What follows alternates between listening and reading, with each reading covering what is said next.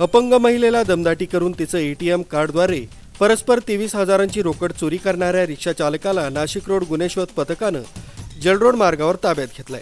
Nashik road police ठाण्यात झालेल्या पत्रकार परिषदेत दिलेल्या माहितीनुसार फिर्यादी महिला रेहाना फहीम शेख या येवले येथील असून त्या दोन्ही पायांनी अपंग आहेत। Nashik road bank of Maharashtra इथं त्या रिक्षामध्ये बसून पैसे काढण्यासाठी गेल्या होत्या।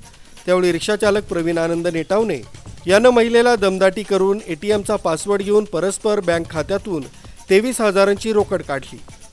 रिक्षामध्ये फिर्यादी यांना बाहेर ढकलून पळ काढला।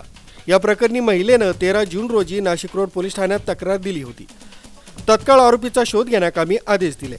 नाशिक रोड जलरोड परिसरातील ठिकठिकाणी सीसीटीव्ही कॅमेरे तपासणी केली असता तेव्हा गोपनीय बातमीदार आणि रिक्षा चालकाविषयी तसंच ही रिक्षा कोणत्या पट्ट्यावर चालणारी आहे याबाबत माहिती घेण्यासाठी पोलीस अंमलदार योगेश रानडे, रोहित शिंदे, अरुण गाडेकर यांनी दिवसरात्र मेहनत घेतल्यानं आरोपी प्रवीण नेटावणे याची ओळख पटली।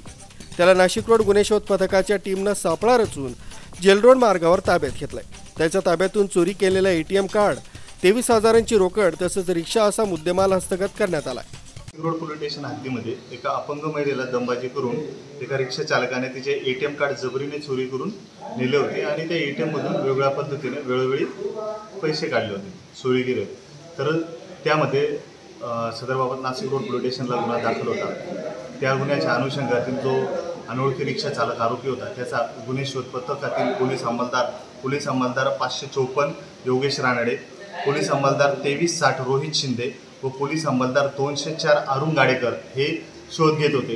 नाशिक रोड पोलीस स्टेशन हद्द व परिसरातील वेगवेगळ्या ठिकाणचे चौकातील कॅमेरे, गोपनीय बातमीदार यांच्या मार्फतीने त्यांनी सदर आरोपीचा शोध घेतला आणि जलरोड या ठिकाणी तो आरोपी मिळून आला। त्याच्याकडे अधिक कौशल्याने तपास करता त्याने नमूद गुन्ह्याची कबुली दिली। तसंच नमूद गुन्ह्यातील तपासाअंती त्याच्याकडनं सदर अपंग महिलेकडनं जबरीने खेचून नेलेले एटीएम कार्ड तसेच त्या एटीएम कार्डचा वापर करून वेळोवेळी 23,000 रुपये चोरी केले होते। ती 23,000 रुपये रक्कम व गुन्हा करण्यासाठी वापरलेली जी ऑटो रिक्षा होती अशी जप्त करण्यात आलेली आहे। जवळपास एकूण 1,03,000 रुपयाचा मुद्देमाल हा जप्त करण्यात आलेला आहे। सदर तपास आम्ही स्वतः सूर्यवंशी करत आहोत। तसेच सदरची कारवाई माननीय पोलीस आयुक्त श्री संदीप कर्णिक सर तसेच माननीय पोलीस उपायुक्त परिमंडळ 2 श्रीमती मोनिका राऊत मॅडम तसेच माननीय सहाय्यक पोलीस आयुक्त नाशिक रोड विभाग डॉक्टर सचिन बारी सर यांच्या मार्गदर्शनात पूर्ण करण्यात आली आहे। आरबी न्यूजसाठी मलिक शेख, नाशिक।